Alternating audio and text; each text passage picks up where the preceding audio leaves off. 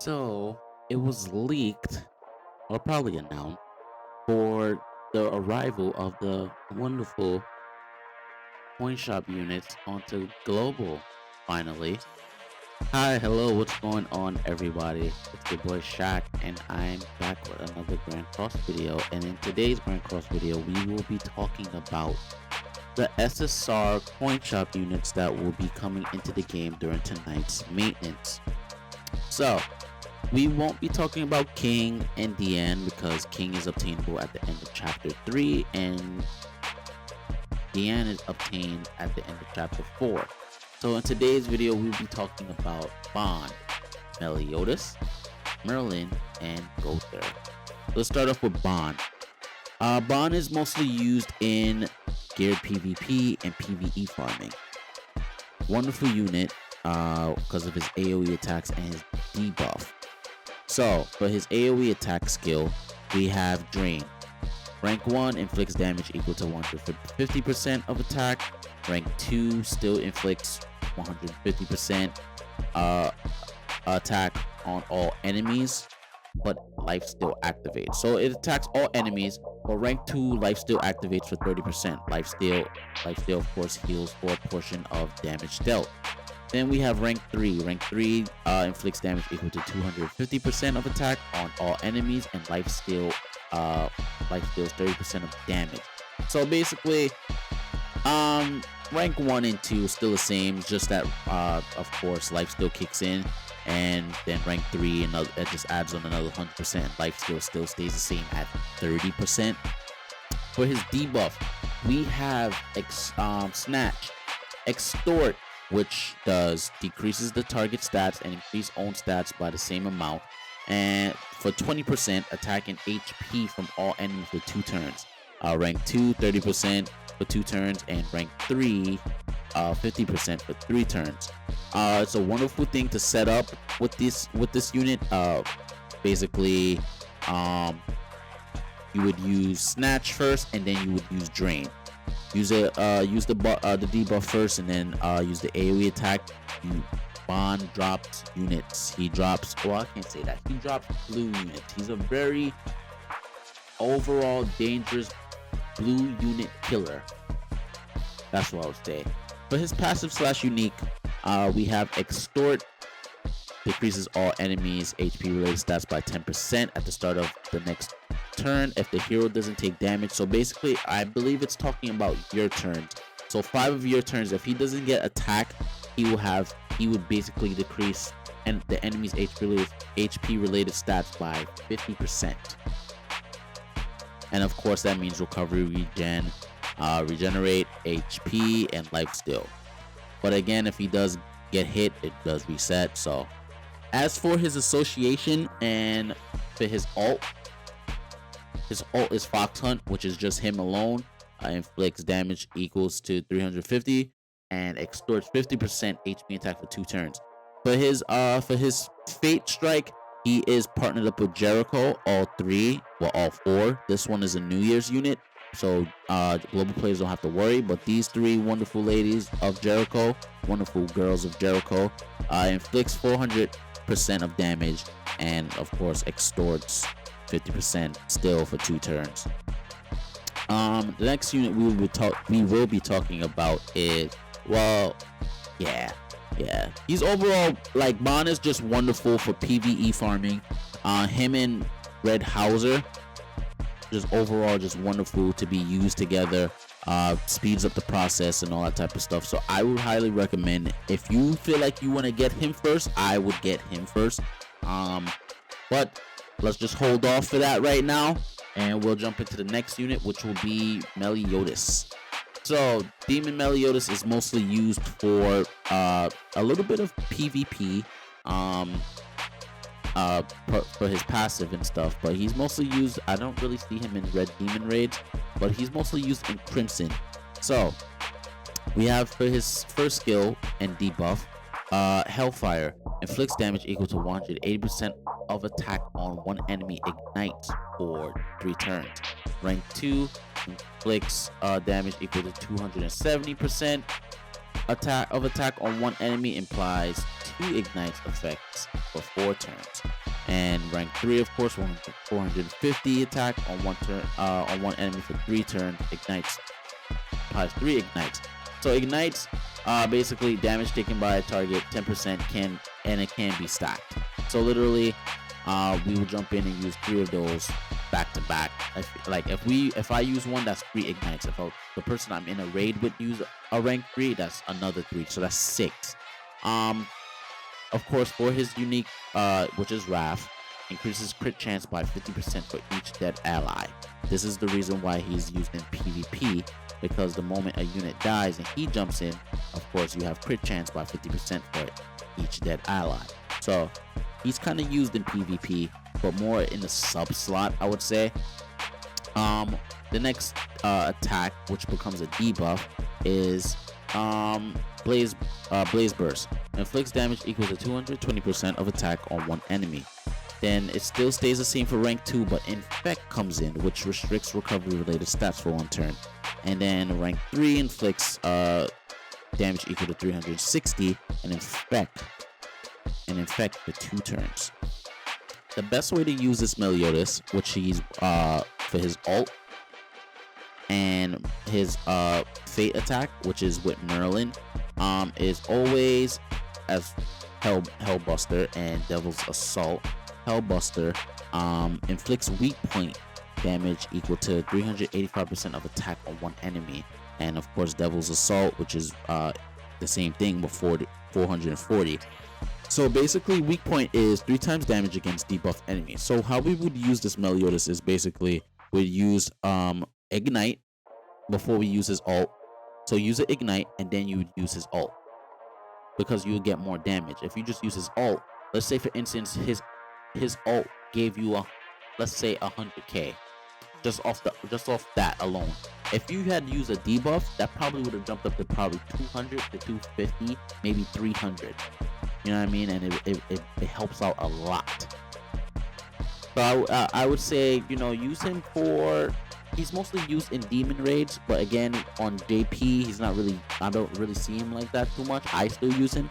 I'm mostly seeing Dariaries and Red Escanors, but again, the next unit is Merlin. This Merlin is used overall in ungeared PvP, sometimes in geared gray demons, a little bit of crimson for these two, a little bit of, and she's mostly used for her passive, and her passive is various samples, which fills all allies ultimate move gauge by 1 orb at the start of battle. So if you ever jumped into a PvP match and you saw Merlin there with the enemy team have 1 ult gauge, that means they have Merlin in the sub slot, and they have that her passive gives them that.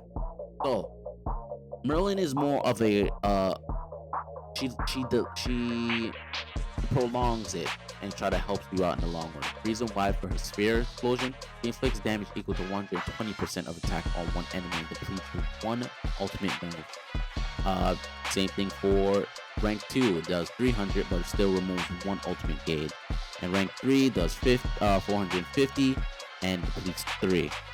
Then you have for her other skill, which is a buff, which is Perfect Cube, creates a barrier, and all of them are for 2 turns. Rank 1 150%, rank 2 225%, rank 3 375%. Merlin is wonderful when it comes to you trying to defend as long as you can, as much as you can, and prevent your enemy from getting ult. She removes ult gauge, she defends the team. She's used for that, but she's mostly used for her passive. A lot of people use her passive, a lot of her for her passive. It helps out a lot. Her linkage is with Arthur, red and blue, which is Tornado Sever, and of course her regular ult is Exterminate Ray, which inflicts damage equal to 540% and disables attack skills for 2 turns. And of course with Arthur, 630 and still disables for 2 turns. If you do want to go for somebody who can hold you out within a long period of time, I would go with Merlin. I don't really see her being used in these 2 raids unless you really need an extra unit to kind of defend to your team. That's the only time. but passive in ungeared PvP, he's mostly used because of those two. So like it all depends on you. And last but not least, we have Gother. Gother is overall a beast. Not really used for his passive or PvE farming, but geared PvP, ungeared PvP, red demons, gray demons, crimson demons, he's used all around. So for his passive, his trick, increase all allies' attacks by 10% at the start of the next turn if the hero doesn't take damage. Not a lot of people use it because he does take damage, and it happens and that type of stuff. But the main moves that are the main skills that are used is his debuff and his buff. The reason why I say debuff because we always try to aim for rank 2 and 3. So we have memory arrow. So rank 1, of course, the damage equals to 120%, and of course rank 2 does the same, but it also disables attacking skills for 1 turn. So before they did the patch for King, this blue King right here where he cleansed and like you get the little shattered, and then you could use that skill during the same turn.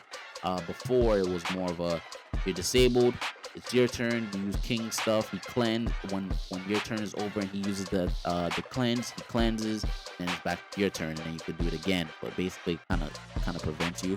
But this skill does help out if you're going up against, like, once they do introduce it to global Red Escanor and Red Arthur. Well, Red Arthur, Escanor, and Red Gother in PvP.